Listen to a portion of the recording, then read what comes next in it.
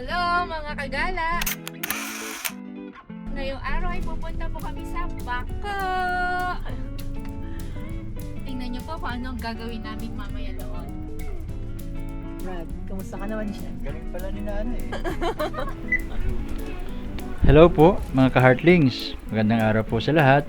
Salamat po sa Panginoon sa araw na ito na pinagkaloob niya. Ayan po si Asit. Ang kanyang mommy, she's rocks.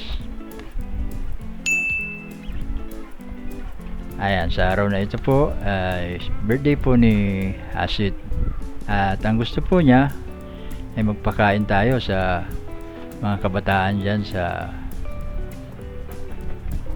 Bayanan. Andito na po tayo ngayon sa Barangay Hall ng Bayanan. Best Bayanan Barangay po, sakop ng Bako, Oriental Mindoro.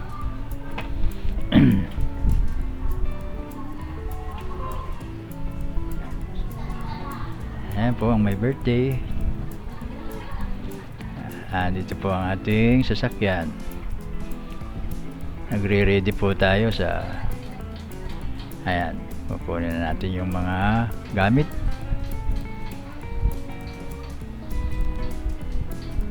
Unahin po natin yung mga tinapay. Ayan. Si Brad Aris, AJ. Ako po yan, naglalakad. Ready lang po yung lamisa. Si Susan, si Kapitana Susan. Yan, si Brad, si Rans at Brad Aris.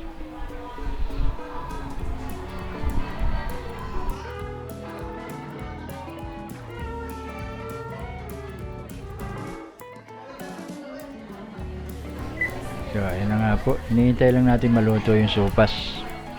Dito na po kasi niluto. Ayan, nagre-ready na sila. Ando po ako, nakatayo. Ayan, salamat po sa nagbigay ng bangko. Ayun po si Kap, dumaan.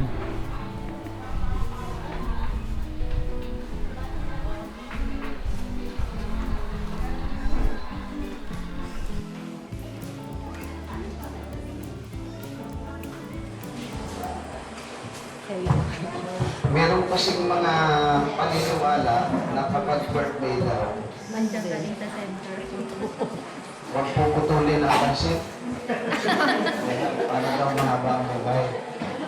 Tapos magbibitamina para mahaba ang buhay. Pero gusto sabi ng salita ng Diyos, mga anak, sundin ninyo ang inyong mga magulang, alang-alang sa Panginoon sapagkat ito ang nararapat.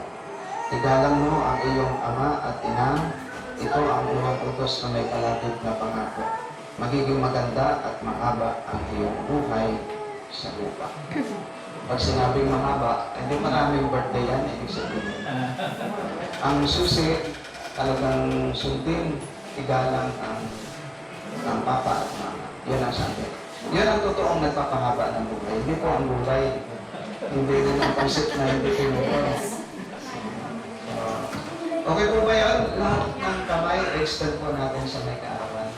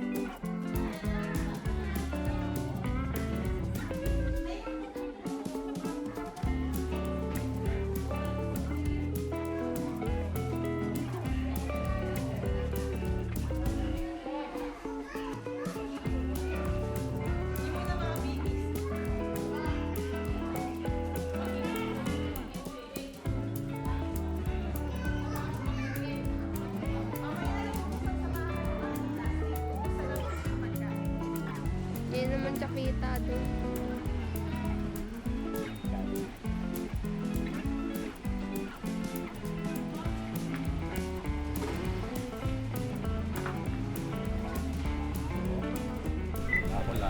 At ayun na nga po, tapos na po tayo doon sa mga katutubo magpapiding. Ngayon naman po, pupunta tayo sa napakagandang ilog dito sa bayanan. Ayan, lumagpas po ako. Atras ng konti, medyo nahirapan po tayo dyan. Ayan, hindi nakaalis kaya umatras ulit ako para bumuelo. Ayan. Tawa si Brad, pinagtatawanan ako ah. Baba ka muna. Bakit? Magagawa na. Tatawid tayo. Tatanggal ako medyas. Medyo ka ate. Ha? Medyo.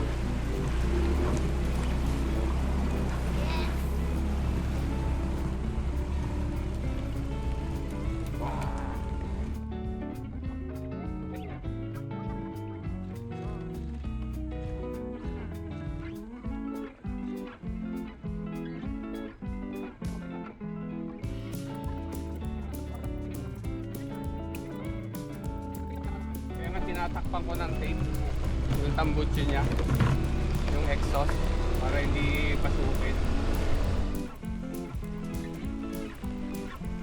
Ganda ng camera nito.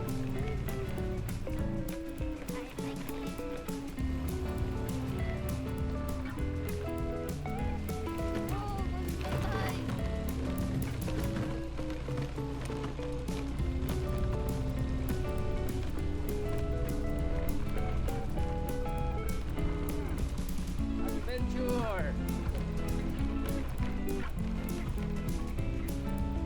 Huwag lang tumaas yung tubig mamaya. Doon po, may terrace po kami. Mas mama. Ito, mag-picture. Video tayo doon.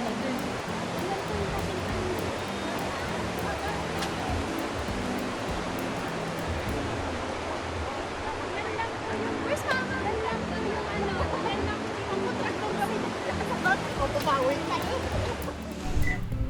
Ayan, sa wakas, nandito na po tayo. Ayan po, yung nakaputing mama na yan, yan ang tour guide. Napakalamig po ng ilog na yan.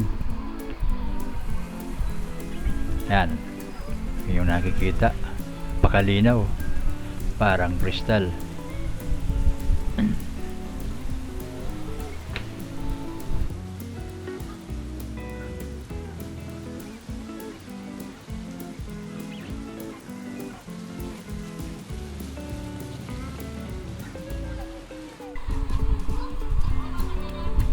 Ayan po ako, nagsisilpon at katabi ko si Brad Ranz. At nagbibideo pa si Brad Harris.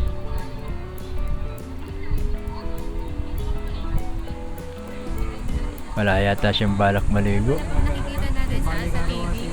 Magandang ganda. Titira pa? Yung dati service. Ulit yun ah. Ulit. Yo, this is my friend Randy. How are you today? Alpine. Alpine. Nahanap yung picture namin. Tayo ngayon. Makakasama tayo sa mula.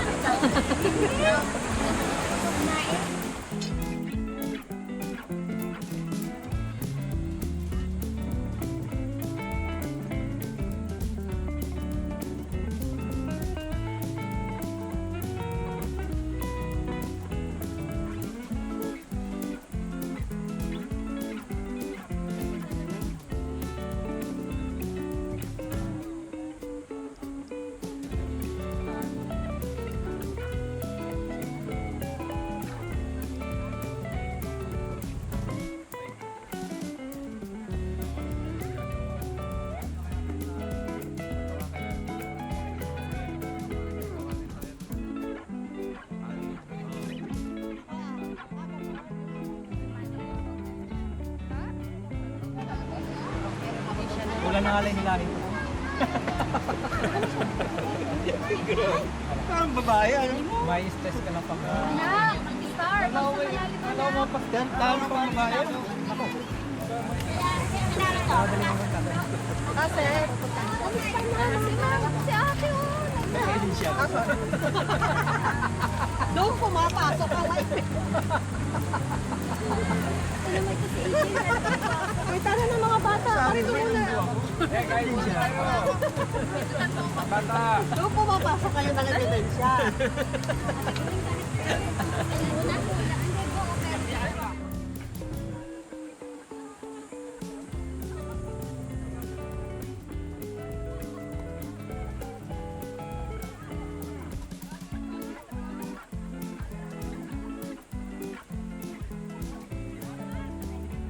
Ayan po, makikita ninyo, napakagandang ilog ng Bayanan, Bako. Napakalamig. Ang sarap pong maligo rito, lalo ngayong tag-init.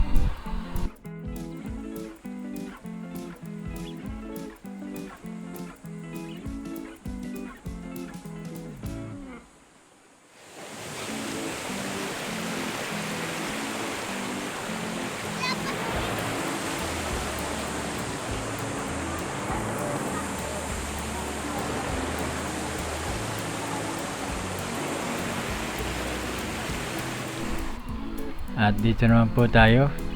Nagustuhan nilang aakyat daw sila sa bundok. Ayan, tatawid po ng tulay. Adventure, ika nga.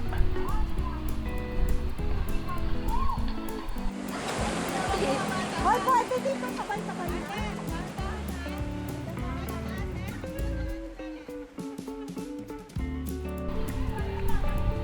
Ayan, dito po tayo sa tulay. Tatawid po sila at medyo parang umuuga ang tulay kaya nakakatakot. Gawa lang po kasi sa kawayan.